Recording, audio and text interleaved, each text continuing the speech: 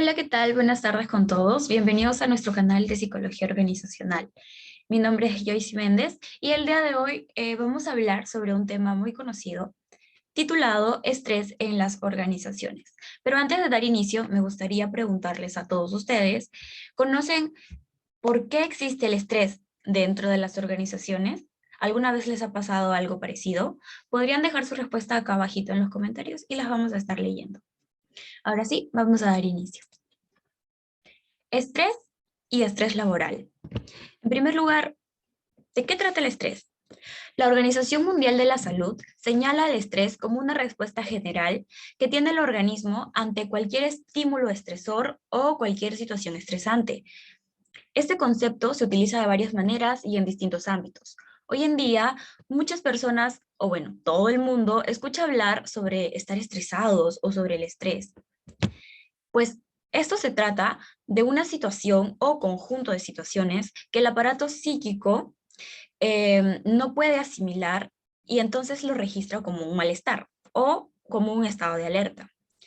Y que al intentar adaptarse a estas situaciones y el no lograr defenderse de este malestar, responde con los propios síntomas del estrés.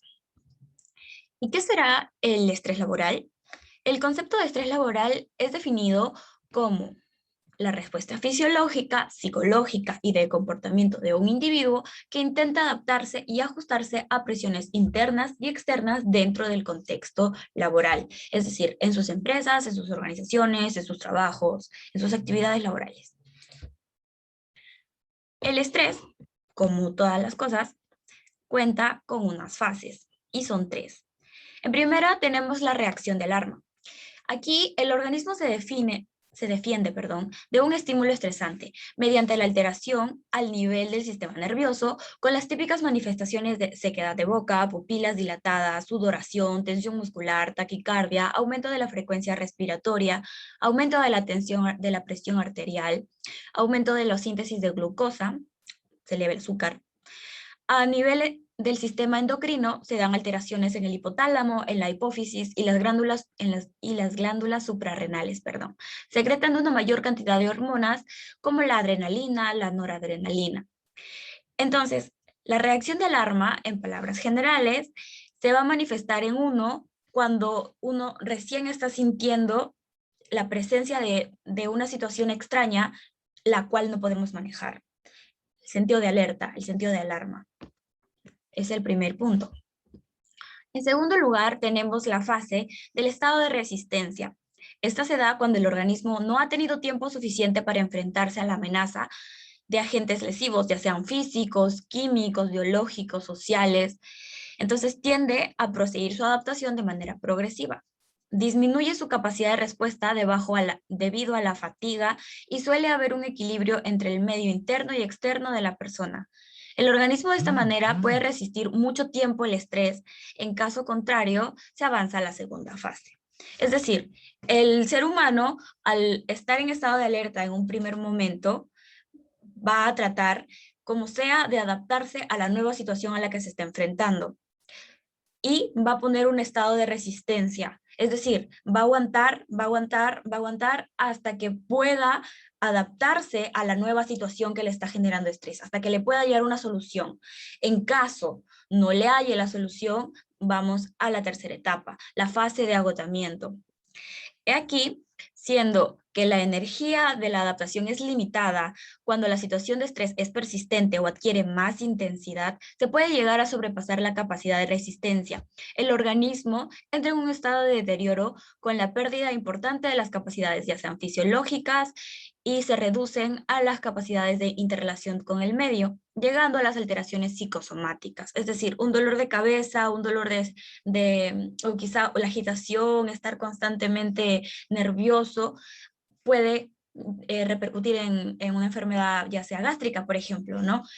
Te genera la ansiedad, hace que los ácidos que produzca el estómago se transformen en reflujo y te pueda crear algún tipo de malestar físico ya en el sistema gástrico. Continuamos. Las causas del estrés. Tenemos la parte de los estresores, que son dos. los psicosociales y los biogénicos. En los psicosociales son situaciones personales y específicas que causan estrés a la persona por el significado que tienen para ellas. Y en los estresores biogénicos son las situaciones que generalmente se producen o disparan la respuesta de estrés por su sola presencia. En factores tenemos el desempeño profesional, por ejemplo, en actividades como por ejemplo trabajo con alto grado de dificultad, funciones contradictorias, creatividad e iniciativa restringidas, actividades de gran responsabilidad o amenazas de demandas laborales.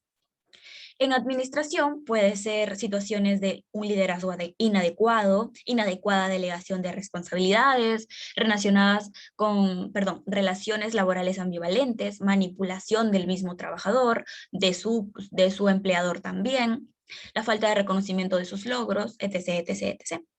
También tenemos factores como la organización y funciones, por ejemplo, la desinformación, los rumores, planificación deficiente, un trabajo burocrático, funciones mal definidas.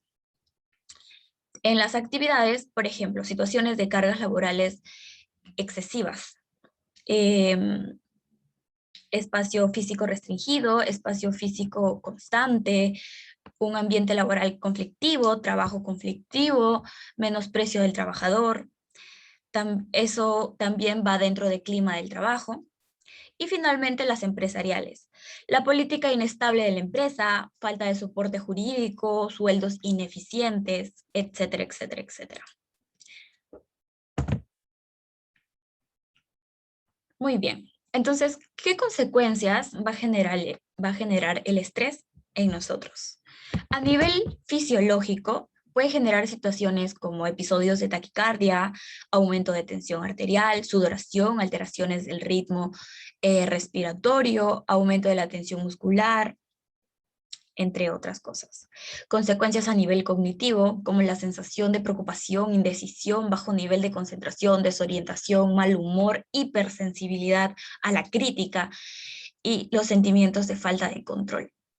Las consecuencias a nivel psicomotor, por ejemplo, hablar rápido, tener temblores, tener episodios de tartamudez, voz entrecortada, imprecisión, explosiones emocionales, consumo de drogas legales como el tabaco, el alcohol en exceso, el exceso de apetito, también la disminución del mismo, conductas impulsivas, risas nerviosas, bostezos, entre otras cosas, ¿no?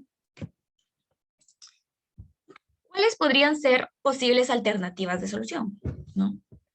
En cuanto a la atención individual del problema, mediante programas de prevención individual, la difusión de la información en cuanto al estrés, la sensibilización al público objetivo y la forma de cómo controlarlo a través de una educación para la salud de los trabajadores los puede ayudar a desarrollar habilidades personales que les permitan reducir el problema, como por ejemplo, charlas de solución de conflicto, conducta asertiva, manejo del tiempo, gestión del tiempo y en general desarrollo de mejores relaciones humanas. A veces el problema se puede solucionar brindándoles las herramientas que probablemente no conozcan. Y una vez que las tengan, todo se les va a hacer más sencillo. Son tus trabajadores, entonces tienes que actuar para ellos y por ellos. Y de manera de medidas organizacionales, vamos a reducir al máximo las situaciones generadoras de estrés dentro de la empresa. Vamos a mejorar la estructura de la organización, estilos de comunicación, procesos de formulación de decisiones, la cultura organizacional, funciones de trabajo, ambiente físico y métodos de selección de personal. No solo la responsabilidad de disminuir el estrés organizacional recae en tu trabajador. Tú como persona que es líder de la empresa, dueño de la empresa, jefe de la empresa, como lo gustes ver, también tienes la responsabilidad de hacer que las personas que son líderes en tu empresa, que tienen un personal a cargo, también sepan cómo ayudar a esas personas para que ese estrés disminuya. Y tu empresa va a tener una mejor producción y por lo tanto mayor eficiencia y mejores resultados, ¿no? Bueno, eso ha sido todo por la sesión del día de hoy. Muchas gracias por su atención. Me gustaría que no olviden la pregunta que les hice al inicio, que la pongan su respuesta en los comentarios y pues ya nos estaremos viendo en un próximo video. Muchísimas gracias y hasta luego.